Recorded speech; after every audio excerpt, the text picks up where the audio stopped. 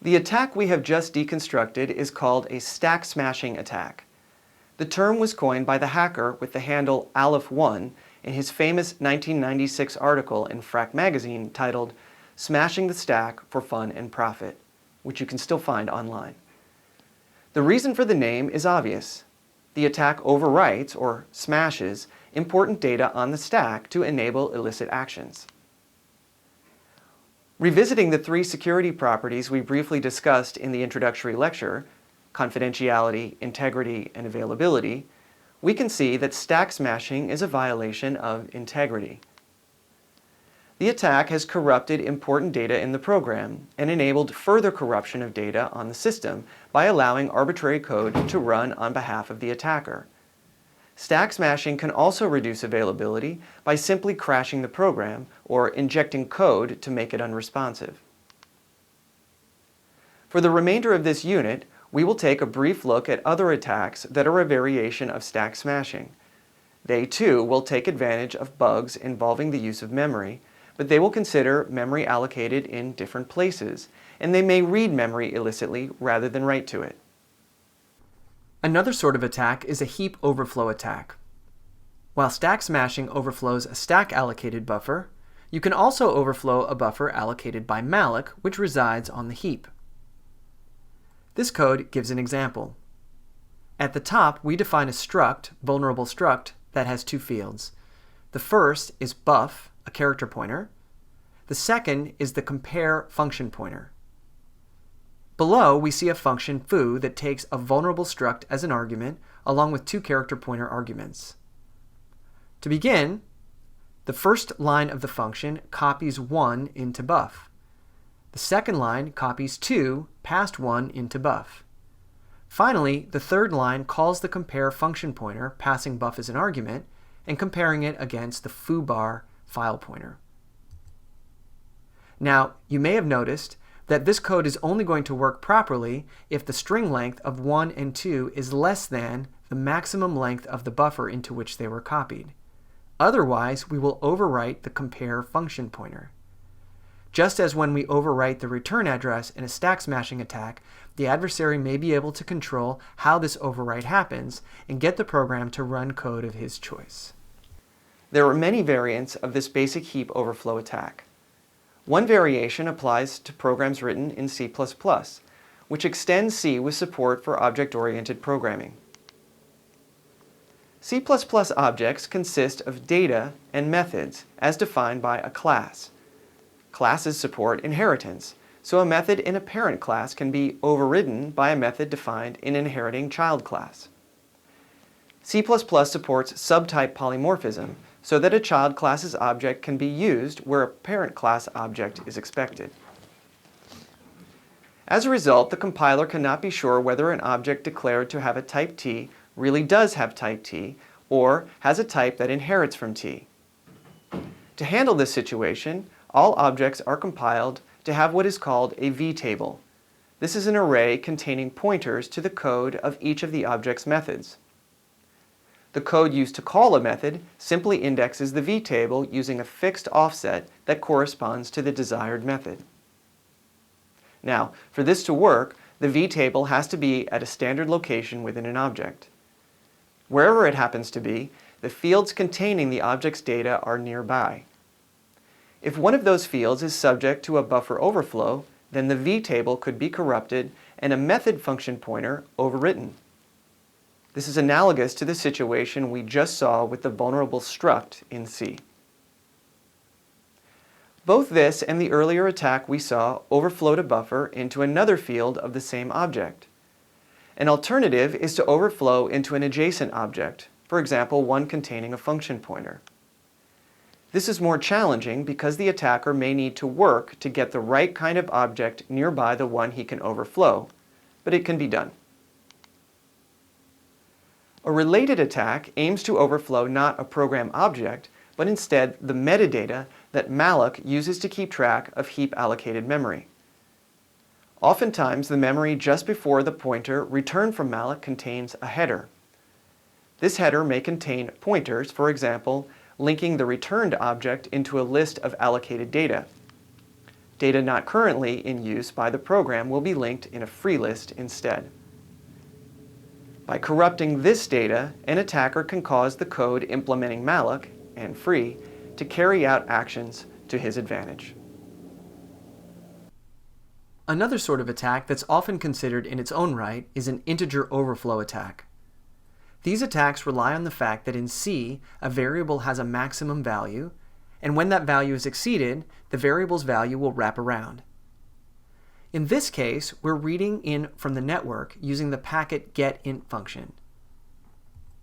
Suppose that the adversary has control of the other side of the network and is sending a very large number. In fact, suppose the number is 1,073,741,824, and that the size of a character pointer on our architecture is 4. In other words, it's a 32-bit architecture.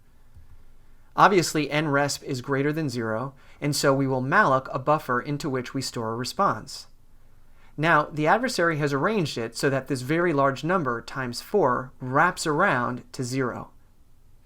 Many malloc implementations will happily allocate a size 0 buffer, and then the subsequent writes to that buffer are overflowing it. Of course, just as in all of the other attacks that we have seen, this overflow may be controllable so that the adversary can inject code or otherwise have his way. Many of the attacks we have shown so far affect code, return addresses, and function pointers, but we can also affect data as well. For example, the attacker might overrun a buffer to modify a secret key to be one known to him, and therefore he can decrypt future intercepted messages using that key. He might also modify state variables to bypass authorization checks. For example, we showed this with the authenticated flag when first introducing the idea of buffer overflows. He might also modify interpreted strings used as part of subsequent commands sent to other programs. For example, server programs that communicate with databases will often do so using SQL. SQL commands may be overwritten by buffer overflows to get the attacker access to arbitrary portions of the database. So far, we've just been interested in what happens when you write past the end of a buffer. But a bug could also permit reading past the end of the buffer. This might leak secret information. As an example, consider this program. The program is going to read in to buff from standard in. Then it will echo back the number of characters specified. Here, we're reading in an integer. We first read into the buffer and then call the a2i function to convert the contents of that buffer, a string, into an integer length. Next, we read in a message. Finally, we echo back that message by iterating up to the length specified, printing out the characters one at a time. Where's the problem? The problem is that the length that was specified in the first read may exceed the length of the message provided in the second read. If it does, it's going to print out characters beyond what was read in. Here's an example run of this program. We start the server, enter in a number, and then enter a message. In this case, the number does correspond to the length of the message, and the program echoes back the message as expected. Here, the number is slightly less than the length of the message, and as expected, fewer characters are returned. Here, the number is greater than the length of the message, and we can see that extra data is printed out beyond what was entered. This data is leaked. It was whatever was read in previously. The Heartbleed bug is an example of a high-profile buffer overflow discovered in early 2014 that involves reading data rather than writing it. By some estimates, Heartbleed affected nearly 600,000 servers on the internet. The bug was in the implementation of the so-called heartbeat functionality of the SSL protocol. This functionality allows a client to send a heartbeat message to the server, asking it to respond back to confirm the connection is still active. The heartbeat message contains a length field that indicates the length of the portion of the message to echo back. The bug in the SSL server was that it did not check the length was accurate. In fact, it could be much longer than the heartbeat message itself. By specifying a long length, the attacker could get the buggy server to read beyond the buffer containing the heartbeat message, and therefore return whatever was in nearby memory. Depending on the activities of the server prior to the overflow, nearby memory could contain things of interest to the attacker, such as passwords, cryptographic keys, or other items specific to the server using SSL. Another interesting memory bug occurs when dealing with stale memory. A dangling pointer bug occurs when a pointer is freed, but the program continues to use it.